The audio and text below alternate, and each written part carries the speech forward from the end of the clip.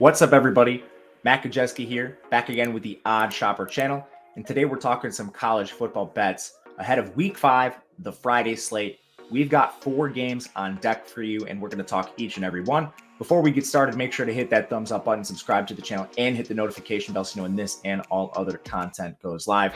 We're also brought to you by BetMGM. They have a limited time offer for you guys where new users can make a deposit. Bet $10 and you are instantly going to be paid $200 in the form of free bets. Again, limited time offer. These are massive for your ROI at the end of the year. And if you're just a recreational bettor, who wouldn't want an extra $200 to play around with each and every weekend as we get into these premier games? If you or someone you know has a gambling problem, please call or text 1-800-GAMBLER. You must be 21 to play. The link is in the video description below to take advantage of this. All right, Friday, we've got 4 games and some pretty good ones. We're going to kick things off with Louisville taking on NC State. Right now, the spread is 3. The total is 55.5. I made 2 wagers in this game, so we'll hope to potentially hit them both. I played Louisville -3, and I also took the over at 55. The over has moved a little bit to 55.5. I don't have a huge issue with that even still. And a lot of this comes, I'll talk about the total first. A lot of this comes down to pacing. NC State's 33rd. Louisville's 113th, but they've also, played Murray State. It's a Jeff Brom offense. Historically, they're very fast, and they're also pretty pass heavy. They've been that at times this year. A very good offense at morphing to what their opponents do. So I don't have any issues with the pace. I think they speed up in certain matchups, and this could be one of them. You also have 2 horrific defenses on both sides. For everything Louisville's done well, it's mostly come by outscoring their opponents. This team is 93rd in coverage. They've given up a ton of production through the air. Haynes King threw for 313, 9.8 yards per attempt. Taven Jackson, the new Indiana signal caller, 299 yards, 8.8 yards per attempt. Tom Castellanos, the former running back converted into QB, Tom Castellanos, 8 yards per attempt, 265 yards against Louisville. They're now facing Brennan Armstrong, who hasn't had the best year, but I think he's more talented than at least 2 of those quarterbacks, and maybe all 3, Haynes King being the only potential exception here. And this NC State team is passing a ton. Their pass rate is nearly 50%. When game script dictates it, they're going to pass even more here. Their redshirt freshman receiver, Casey Conception, is coming on for this team. They should be able to score. We know Louisville's going to do the same, whether it's on the ground, through the air. I don't really think it matters. This NC State defense has been poor, 78th overall, and they're 112th in coverage. They're now going to be lining up against premier receiver Jamari Thrash, who's absolutely dominated to start the year. Devon Boykin, their safety, got hurt in the last game. It's really hard for me to see NC State putting up resistance against this Louisville team. Not to mention, this team has given up a ton of production already. Sam Hartman averaged 12 yards per attempt. Audric Estime, 9.6 yards per carry. Freshman Virginia quarterback Anthony Colandrea threw for 271, 9 yards per attempt. This should be points for days. Pace lines up. 2 good signal callers, particularly Plummer on the other side, throwing to Thrash. I like the over in this game. And for a lot of the same reasons, I like Louisville. Their problems have been on defense, and I do think NC State will score here, but I also don't think they're going to slow down Thrash and Jawar Jordan and Jack Plummer. And while they probably score a fair amount, the Louisville defense should get some stops here. They have a pretty good pass rush and run defense, so really you're reliant on NC State going through the air. Again, I think they can do that, but 3 points is very generous here. I've heard a lot of people talk about a Louisville look ahead. It is to some degree, but man, this team is only 3-point favorites over NC State. Like, is this team good enough to look ahead at any point this year? Look ahead's also impossible to quantify. So I'm going to lay the points with Louisville -3. That's the current number, no problems. Over 55.5, completely fine with me as well. Second game, really fun one. Utah taking on Oregon State. Tough game to handicap. Currently, spread is 3.5 in favor of Oregon State. Total's 44.5. I think the current number is impossible to bet because of Cam Rising. We just don't know if he's going to play. And he's been practicing. He has not been cleared yet. Allegedly, they've been splitting first-team reps between him and Nate Johnson this week. We'll see. This is very important because Oregon State appears to have a major weakness in the pass game.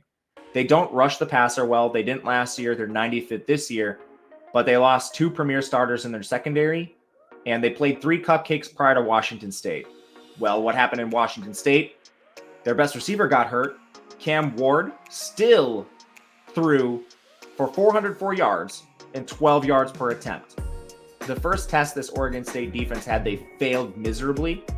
Now, this is really important because Nate Johnson can't throw. If he starts, I'm not concerned about this. But Cam Rising might be worth more to the spread than any other quarterback in college football.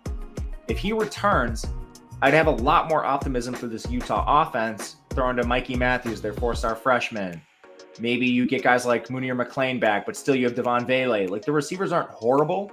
So Rising's addition here would be really important, and I think this number moves through 3 again if that happens. So I like Oregon State. They have advantages in the run game. For all of the Utah success, they're still 45th against the run.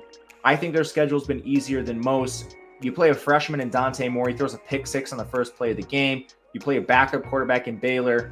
And I like Florida. This is the toughest team they faced this year. But Florida averaged more yards per play than Utah. They just gave up a bomb on like the first play of the game and immediately played with a deficit.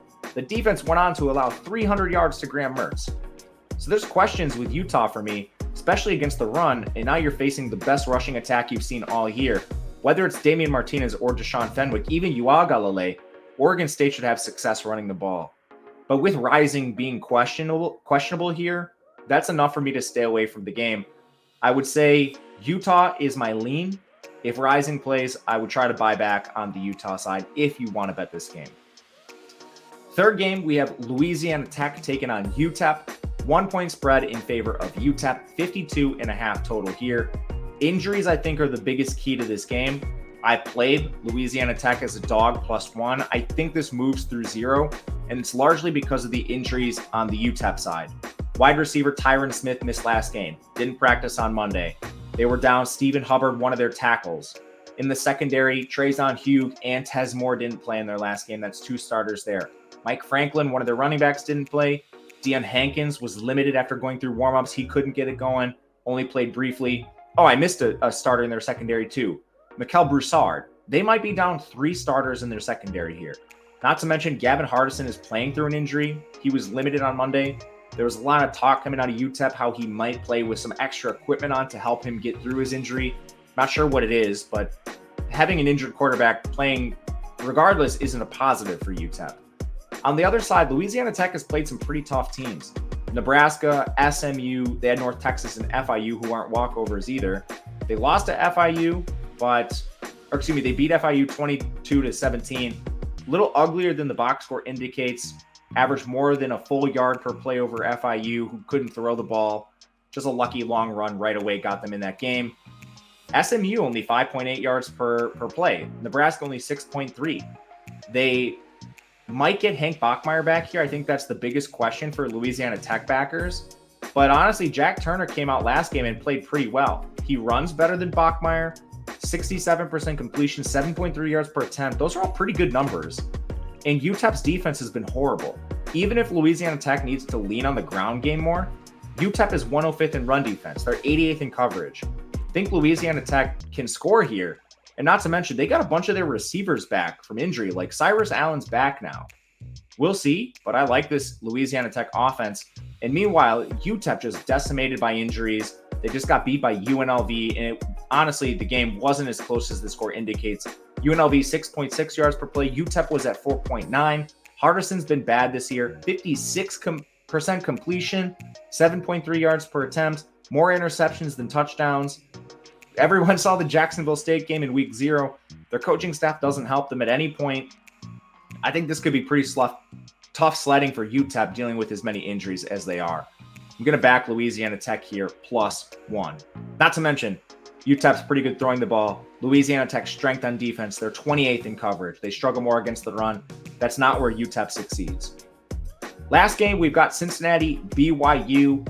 I originally wanted to bet BYU prior to really diving into the box score. Ended up placing a small wager on them early in the week. I bought out of it, and instead I played the over at 48.5.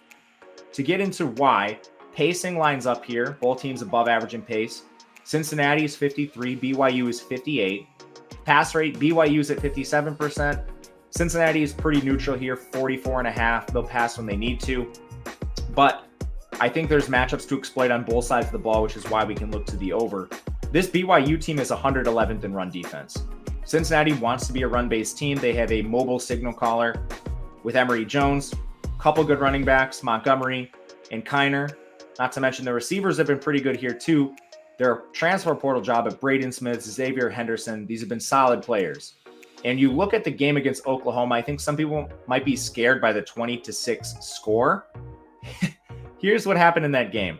Cincinnati had an interception on the OU 26. Cincinnati missed a field goal. They had a turnover on down at the Oklahoma 20, the Oklahoma 40, and the Oklahoma 42. They were in Oklahoma territory 5 times and came away with 3 points. Oklahoma also had a fumble at the Cincinnati 12. That game could have been way higher scoring than 20-6.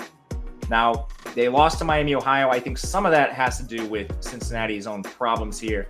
They had like an illegal man downfield in second overtime. I mean, they gave up a bomb to Lavardane really early in that game. That was a miscommunication, according to Satterfield.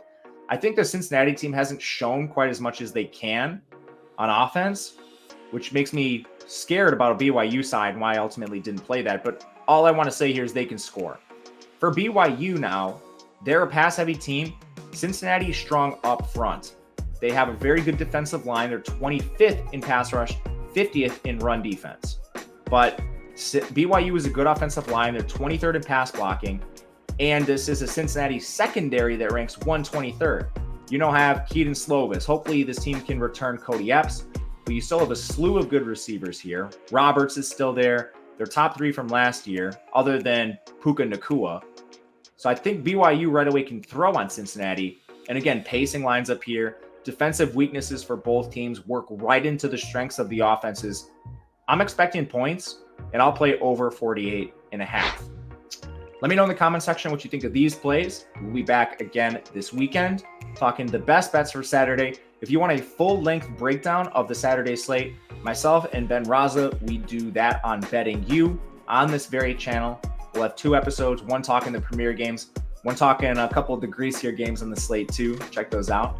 Otherwise, if you have a question, follow me on Twitter at Matt_Gajewski. DMs are open. You can ask away. Until next time, good luck, everyone. We'll see you then.